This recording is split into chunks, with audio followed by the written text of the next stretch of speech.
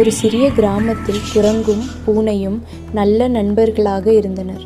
இருவருக்கும் வேலை இல்லை. ஒரு நாள் பூனை சொன்னது, நம்ம இருவரும் சேர்ந்து ஒரு கடை துவங்கலாமே. எல்லாருக்கும் சாப்பாடு தேவை, அதனால் குரோசரி கடை நல்லா போகும். குரங்கு உடனே குதூகலமாய், சூப்பர் ஐடியா, நான் பேரி பேரியா கூப்பிடுவேன், நீ கணக்கு பற்றி கவனிக்க. அப்படியே கிராம சந்தையின் அருகே குரங்கு அண்ட் பூனை குரோசரி ஸ்டோர் என்ற பெயரில் கடை திறந்தனர். முதல் நாளே வியாபாரம் நல்லா போனது. மக்கள் வந்து அரிசி, பருப்பு, காய்கறி வாங்கினார்கள். பூனை எண்களிலும் கணக்கிலும் வல்லவன். அது ஒரு சிறிய நோட்டு புத்தகத்தில் பக்காவில் எழுதி கொண்டிருந்தது. ஆனால் குரங்கு கொஞ்சம் காமெடிதான். அது வாடிக்கையாளர்களுக்கு பொருளை தூக்கி கொடுத்து வரும்போது சில காய்களை தானே சாப்பிட்டு விடும்.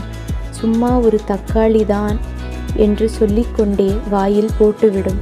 ஒரு நாள் ஒரு அம்மா வந்தார். எனக்கு 1 கிலோ வாழைப்பழம் தாருங்க.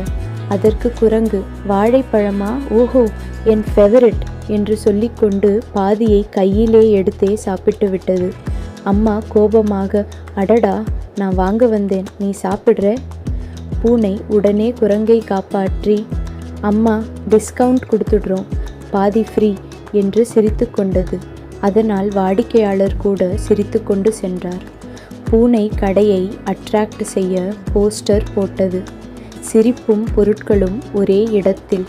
குரங்கு வாடிக்கையாளர்களுக்கு ஜோக்ஸ் சொல்ல ஆரம்பித்தது. கிராம மக்கள் பொருட்கள் வாங்க வந்ததும் சிரித்து சிரித்து பொருளை எடுத்துச் சென்றனர். மெல்ல மெல்ல கடை பிரபலமானது. மக்கள் சொல்லிக்கொண்டே வந்தார்கள், அந்த குரங்கு பூனை குரோசரி ஸ்டோரில் பொருட்களோடு சேர்த்து சிரிப்பும் கிடைக்கும். கடைக்கு வந்த குழந்தைகளுக்கு குரங்கு வாழைப்பழம் கொடுத்தது. பூனை பால், பிஸ்கட் இலவசமாக கொடுத்தது. அதனால் குழந்தைகள் தினமும் கடைக்கே ஓடினார்கள்.